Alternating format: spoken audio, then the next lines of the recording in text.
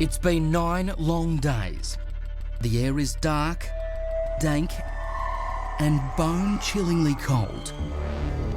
10-year-old Katie Beers crouches, hungry and scared, imprisoned like an animal in an underground dungeon the size of a coffin.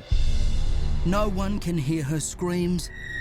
The skillfully built room is soundproofed and padlocked. Katie's captor arrives once a day to feed her, rape her, and tell her he loves her. This is no imagined scene. For Katie, it was hell on earth. And somehow the courageous child managed to survive this most horrifying ordeal. I went to hell and back. Katie Beers had learned how to survive from a very young age. She says she was neglected by her biological mother, Marilyn, raised by her godmother, Linda Ingaleri, and husband, Sal.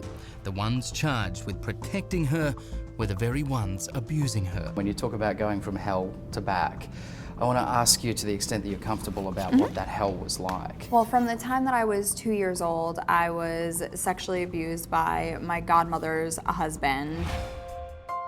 At 5 years old, Katie says her godmother, Linda, made her do the cooking, the cleaning, go to the laundromat and the store to buy cigarettes. I was pretty much her slave. Life for young Katie was bleak, but there was one bright spot. Family friend John Esposito. What was the relationship with him like? I would say I loved him. He was always a confidant, somebody fun to be with.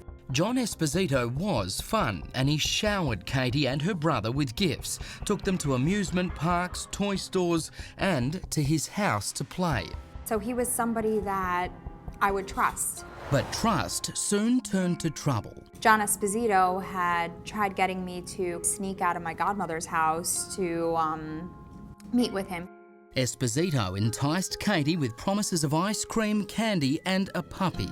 I would think about sneaking away, then thank God I was too scared. But soon John Esposito tried harder, and then one day, right before Katie's 10th birthday, Esposito's sordid plan went into play. Tell me what you can remember of the day of the kidnapping. John Esposito bought me a Barbie dream house and said he was going to come back later in the afternoon to put it together. Katie says Esposito asked her godmother, Linda, if he could take her to an indoor arcade. Linda agreed. I feel that Linda didn't want to upset John because Esposito would do things for her. He would buy her things. So I feel like she was kind of like, oh, he wants to see you, go spend time with him.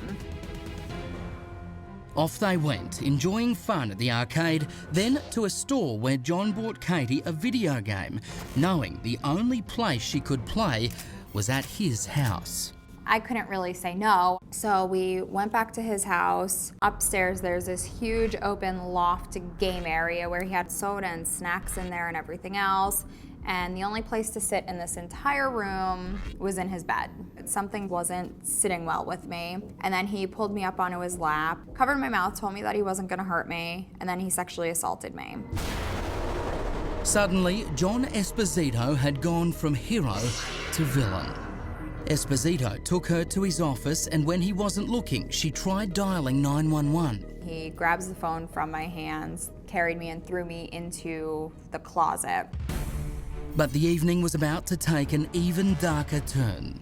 He had some sort of mechanism that was attached to the coat rod, and he was lifting this huge concrete slab out of the ground. Katie says John moved a 200-pound slab of concrete to expose a tunnel.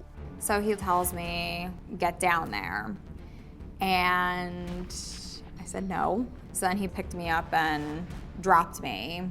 The drop was almost 3 feet. Inside, it was pitch black. The next thing I know, he's in there with me, pushing me through this tunnel and opened up this door. And then we were in this underground room. What about the moment where he left you alone in that dungeon for the first time, and the quiet of the room, and you're there trying to compute what's going on? What was that moment like? There were so many thoughts going through my mind. This man who had never been anything but nice had turned into this monster who had now sexually assaulted me. And then now I'm in this underground room. Katie suddenly found herself captive in a living nightmare with no end in sight. Coming up. He actually decided to put this chain around my neck, which meant that I was stuck in place about 23 hours. Cops were on to Esposito and were at his house almost immediately. We were so confident that we wouldn't find anything. At this moment here, Katie is right under his feet.